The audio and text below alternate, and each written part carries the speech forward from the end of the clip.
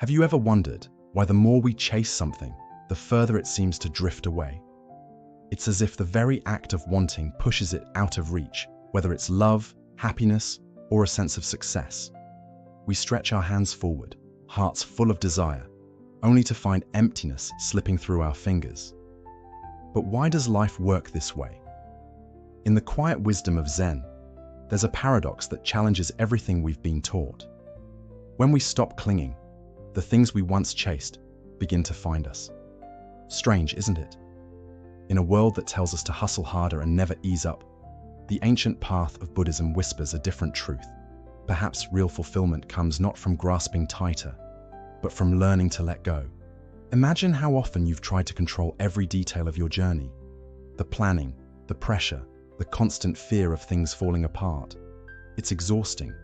And yet, despite all the effort, you still feel stuck. Why? Because attachment, as the Buddha taught, is the root of suffering. The more we bind ourselves to outcomes, the more we suffer when they slip beyond our control. But when we begin to release that grip, when we loosen the knot of expectation, something shifts. A quiet clarity enters. A space opens within us. And in that space, peace begins to flow in. Ironically, what we were searching for begins to appear when we stop demanding it.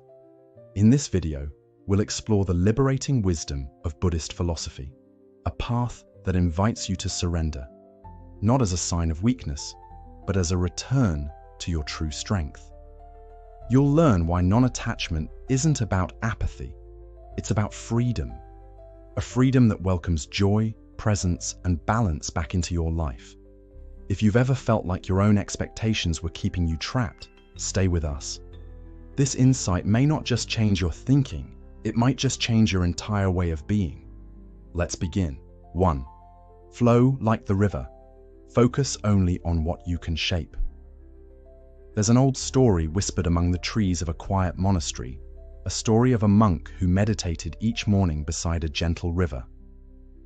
One day, a weary traveler arrived, his heart heavy with complaints, the demands of work, the weight of broken relationships, the endless chaos of trying to control it all. The monk listened, eyes steady and kind. Then he gestured toward the flowing water and said, "Do you see how the river moves? It does not fight the rocks, it flows around them. You must be like the river. Tend only to what you can guide, and let the rest pass." In that simple reflection lies one of life's deepest truths. Real freedom doesn't come from mastering the world around us. It begins the moment we stop clutching what was never ours to control. In Buddhist philosophy, this is not just wise, it is essential. The Buddha taught that the root of suffering is clinging, especially to things that are outside our reach. People's actions, outcomes, the past, the future. True peace arrives when we gently shift our gaze inward to what is ours alone. Our thoughts, our efforts, our heart. Think about the last time you were overwhelmed. Maybe someone dismissed you, or a meeting didn't go as planned, and you found yourself spiraling, trying to fix what was never yours to fix. But what if, in that moment, you had chosen a different response? What if instead of gripping tighter, you had focused on your calm presence, your words, your grace? This isn't about becoming cold or indifferent. It's about becoming clear. It's about no longer giving your precious energy to battles that aren't yours. When you do this, your spirit, like the river, becomes steady and powerful, not because it controls everything, but because it flows with what is real. Here's how you begin. Gently ask yourself, what is mine to carry? Is it your effort, your kindness, your attitude? Start there. Then, release what isn't yours, the opinions of others, the weight of the past, the storms you cannot stop. And finally, redirect your energy. Flow it into actions that align with your values, your truth, your peace. Ask yourself today, what burden have I mistaken as my own? In releasing it, you don't lose power, you reclaim it. Because just like the river, your life knows where it's meant to go. You only need to stop resisting and let it move. 2. Embrace the beauty of imperfection. A man once sat before a Zen master, weighed down by disappointment. No matter how hard I try, he confessed, nothing turns out perfect. The master, without a word, placed a teacup in his hands, a small cup with a visible crack along its side. "Drink," he said gently. The man frowned. "But it's broken," the master smiled. "And yet, it still holds the tea." In that quiet exchange lies a timeless truth.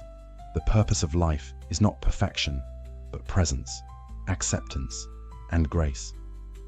So often, our suffering is not born from what happens, but from our resistance to how it happens.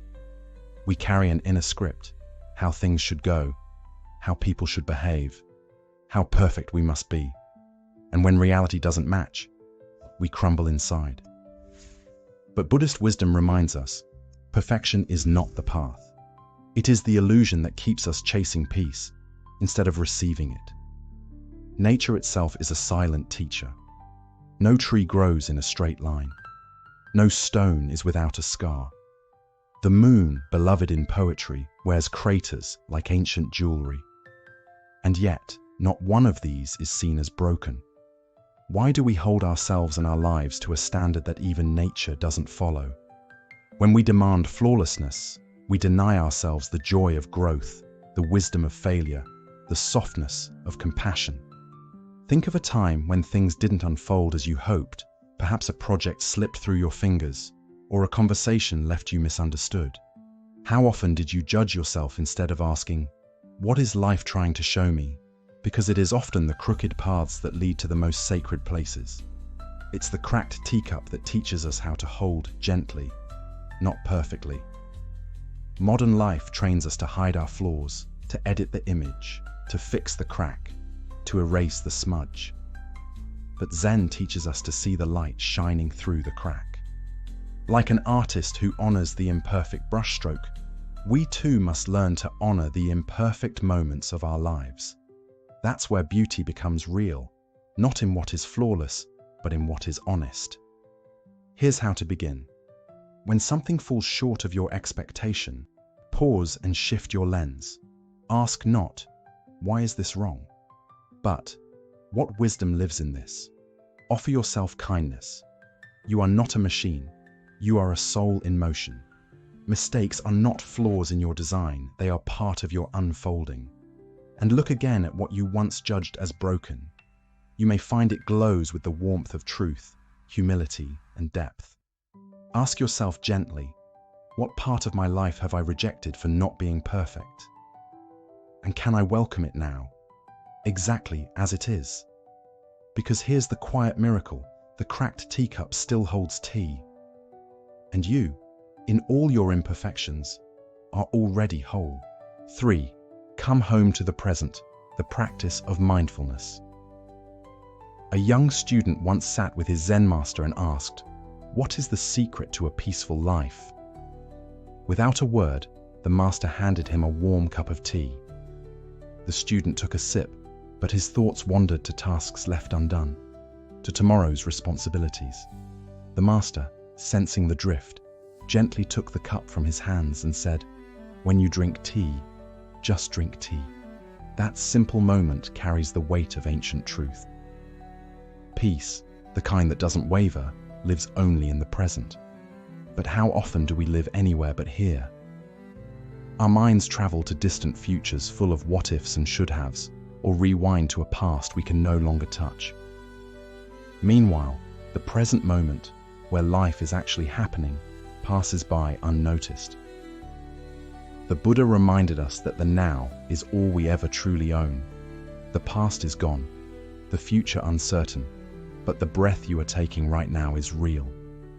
Within it lies the doorway to clarity, stillness, and joy.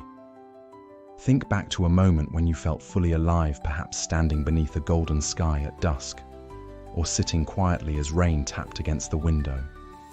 In that sliver of time, the noise faded.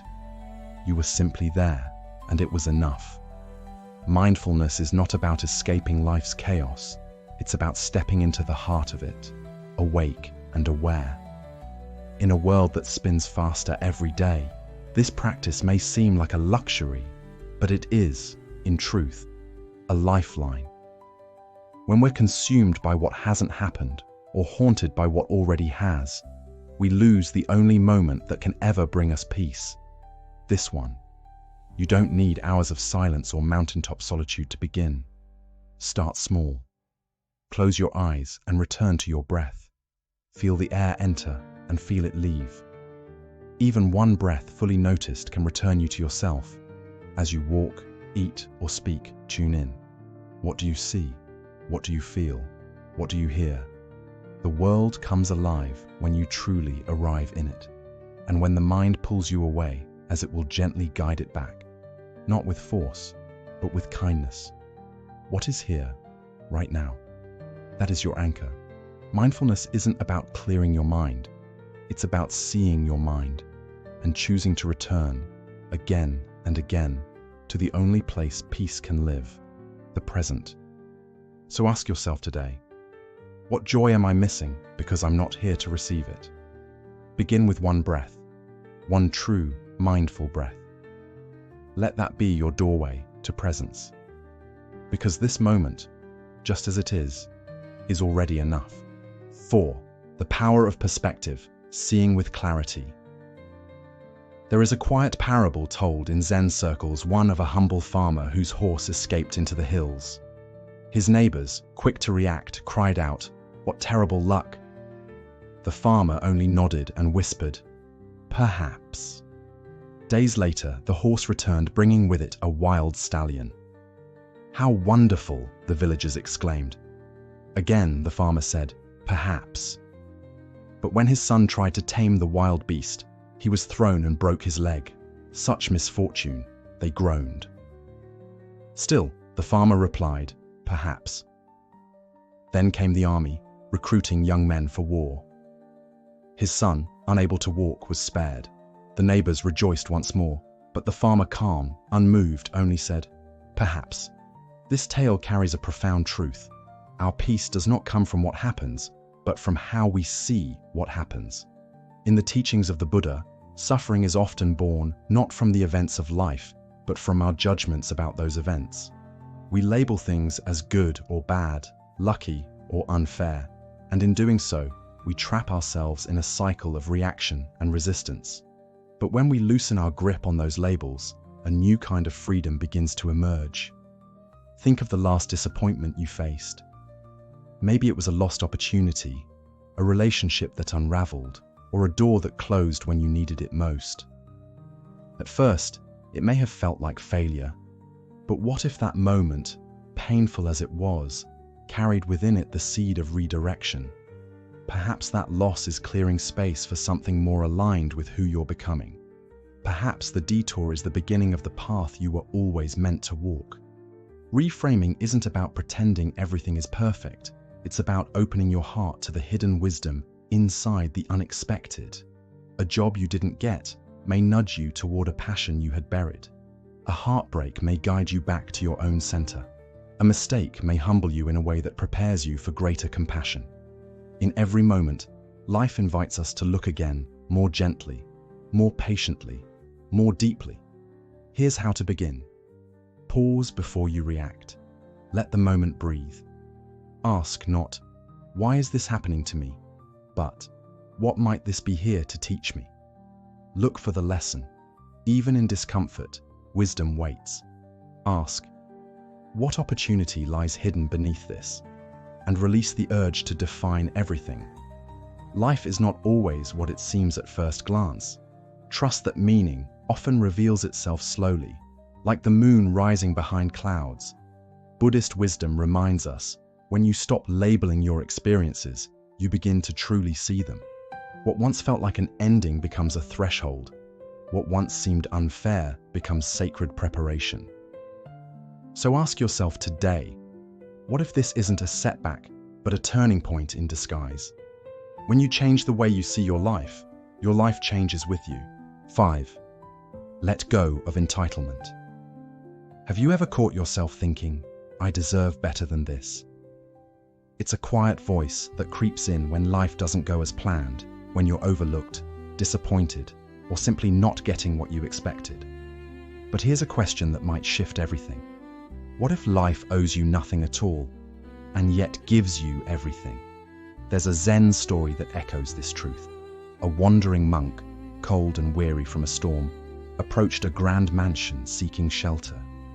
The owner turned him away without a second thought.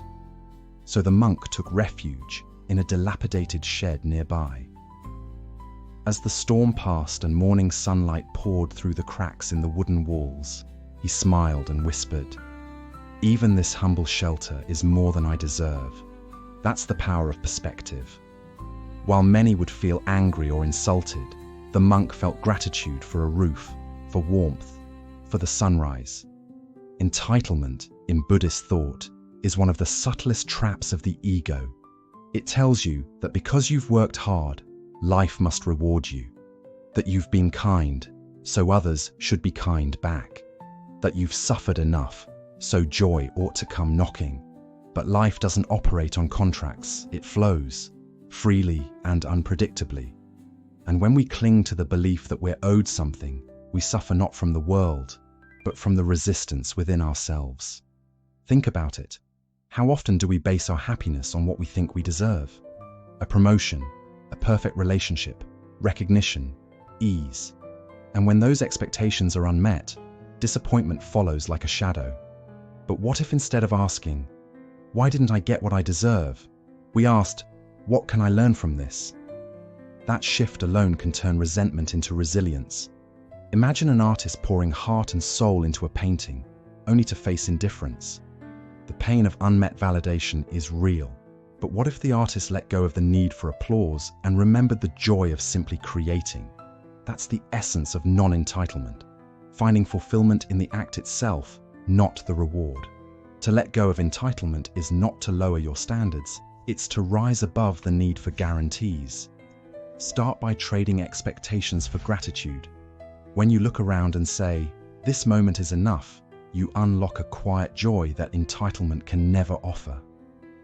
Ask not, "What do I deserve?" but "What can I give?" Because in the giving, in the adapting, in the surrender, you find a peace that no recognition can match. So pause for a moment. What are you clinging to because you believe it's owed to you? Recognition, comfort, success? Let it go. Even for a day. Step into life not as someone demanding payment, but as someone witnessing a miracle. The breath you just took, that's a gift. The sunrise tomorrow, another, and that's more than enough. 6. Flow with change, not against it. A river never clings to the rocks. It flows quietly, persistently carving its way through earth and time. It doesn't resist the bend in its path or mourn the loss of the land it once touched. It simply moves forward. This is the way of life. In Buddhist wisdom, this truth is known as impermanence, the understanding that nothing, no matter how precious or painful, will last forever. Everything arises, transforms, and fades away. But still, we resist. We hold on to the way things were. We beg the universe to freeze time in moments of comfort, or to speed through seasons of pain. But the seasons don't listen to our wishes. Summer doesn't argue with autumn. Winter doesn't plead to stay. Life continues its rhythm, and the more we fight that rhythm, the more suffering we create. Think of someone who's built their entire identity around their career. One day, that chapter ends, maybe the company dissolves, or they're no longer needed, and suddenly, they're faced with a terrifying silence. But in that silence lies something sacred, the space for rebirth. What if, instead of tightening our grip, we surrendered? Not in defeat, but in wisdom. The wisdom that knows, even endings are beginnings in disguise. Perhaps a relationship ends. It hurts. But what if that very pain is pruning you, clearing the soil so something more aligned can bloom in its place? Buddhism doesn't ask us to enjoy change. It asks us to see it, to honor it, to recognize it as a teacher, not a thief. Here are gentle ways to begin. Notice your grip. When something changes, Ask yourself, what am I afraid to lose? Often it's not the thing itself, but the story we've wrapped around it. Shift your focus. Instead of obsessing over what's gone, open your heart to what's arriving. Even uncertainty has gifts hidden in its folds. Return to now. Change is hardest when we live in what-ifs. Come back to this breath, this moment. It's the only place peace can live. The great Zen masters remind us, you can't step into the same river twice. Life moves, and so must we. So ask yourself, what are you still trying to hold together that is already falling apart? And what if that's not a tragedy, but an invitation? Let the leaves fall. Let the river curve. Let the chapter close. Not because you're giving up, but because you're waking up. Waking up to a deeper truth. When you stop clinging, you start evolving. And in that space where the old drifts away and the new quietly enters, you'll find the strength not just to survive, but to transform. So today, breathe deeply. Trust the unfolding. And take one brave step forward, not despite the change, but because of it. 7. Let silence speak for you. In the heart of Zen wisdom, there's a saying that echoes like a whisper through time. Speak only if what you have to say is more beautiful than silence. There's a quiet kind of truth in that, one that the noise of modern life often drowns out. Picture a still, mirror-like lake. When left undisturbed, it reflects the world in perfect detail: the sky, the trees, the dance of clouds. But toss in a single stone, and the ripples distort everything. In much the same way, our words, when thrown out carelessly, can disturb the peace around us. They can turn understanding into conflict and clarity into confusion. Think back to a moment when emotions ran hot, perhaps during an argument with someone close. In the heat of that moment, did your words bring healing, or did they fuel the fire? Often, the most powerful response isn't a clever retort, but quiet restraint. Silence isn't avoidance, it's awareness. It's choosing wisdom over reaction. In Buddhist teachings, there is deep reverence for right speech, one of the guiding lights of the Noble Eightfold Path. This principle calls us to speak only when our words carry truth, compassion, and purpose. It reminds us that language can be sacred or harmful, depending on how we wield it. When used wisely, our words become bridges, not barriers. Consider a parent frustrated with a child's mistake. The instinct may be to scold, to speak sharply. But in the space of silence, something shifts. There's room to understand, to feel, to notice the child's fear or confusion. That moment of pause becomes a doorway to guidance, not punishment. The same applies in all relationships. Silence gives us time to listen, to reflect, and to respond rather than react. So how do we cultivate the wisdom of silence? Start by pausing before you speak. In moments of stress, take a single breath. Ask yourself, will these words bring peace or pain?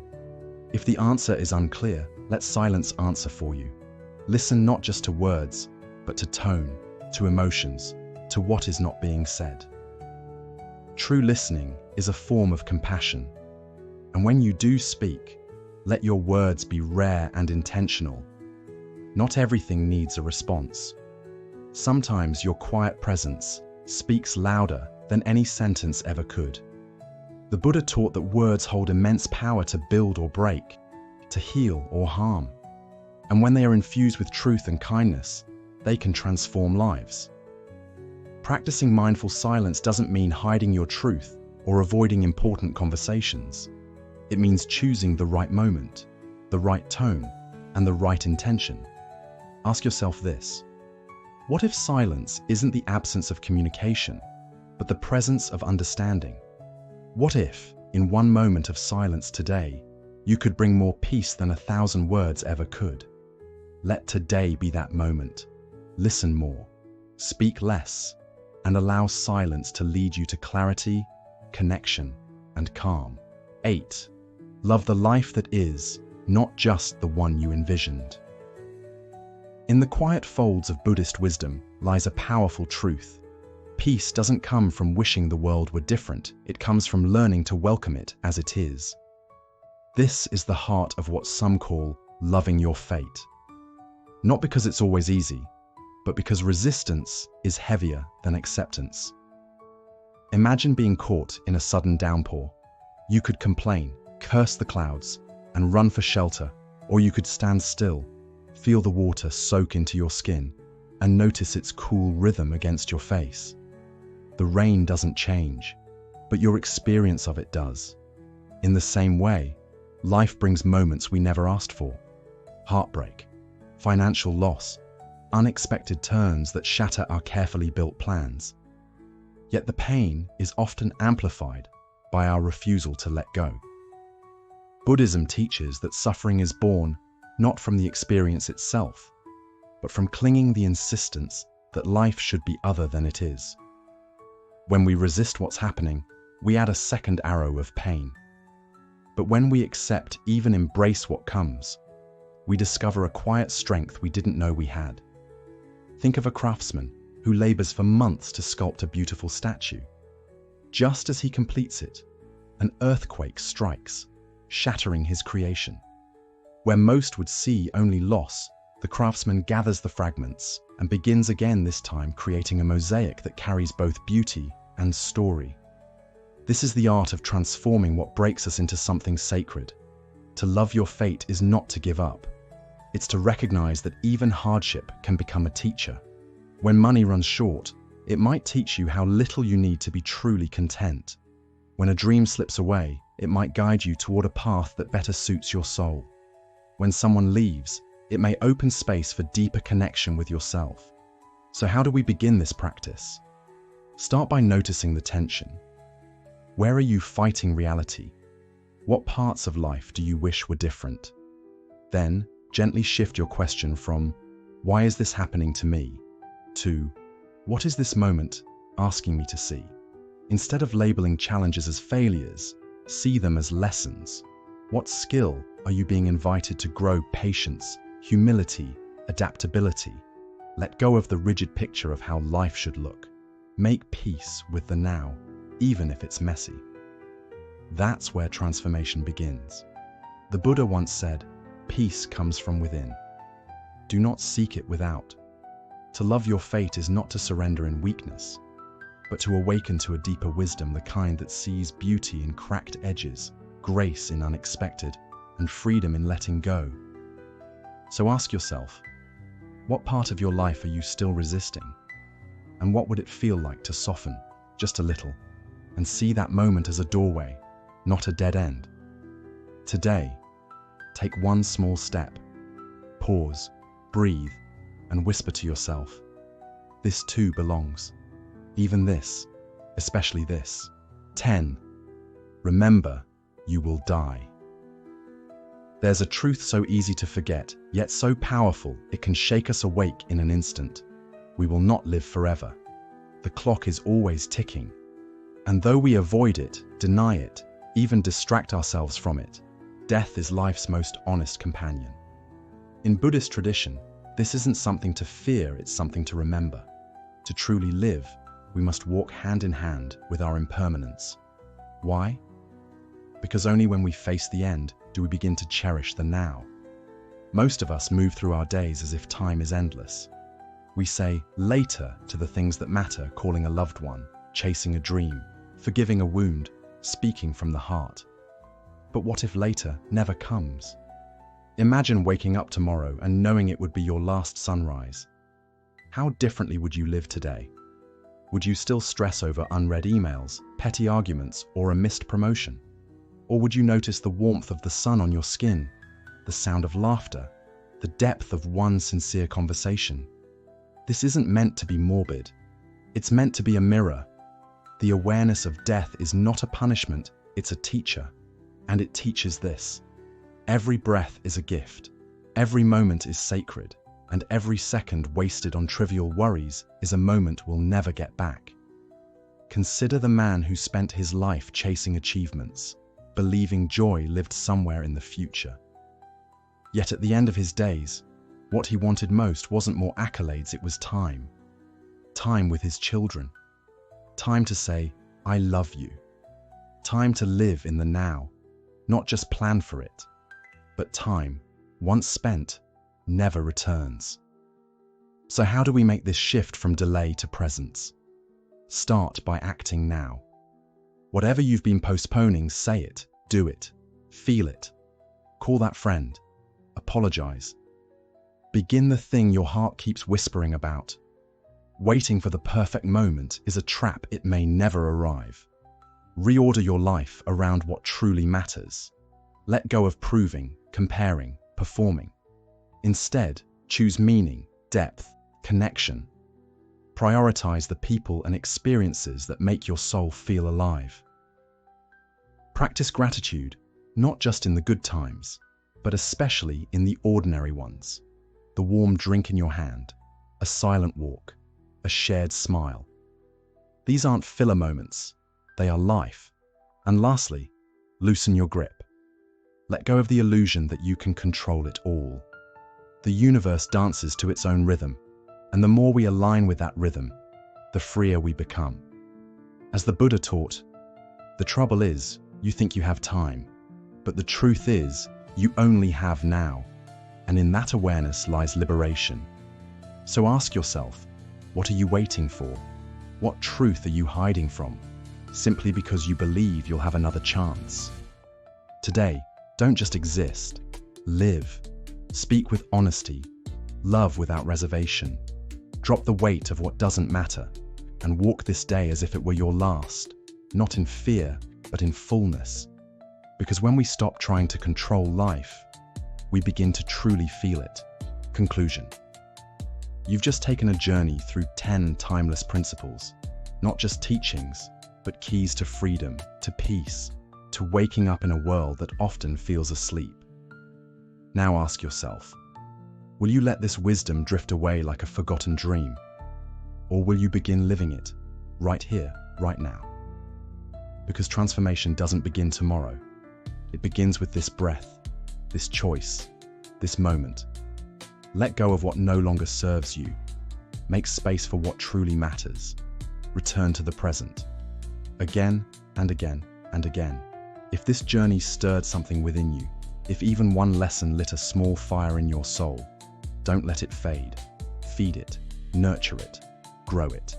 And if you're ready to keep walking this path of insight, stillness, and deep inner strength, subscribe and join our mindful community.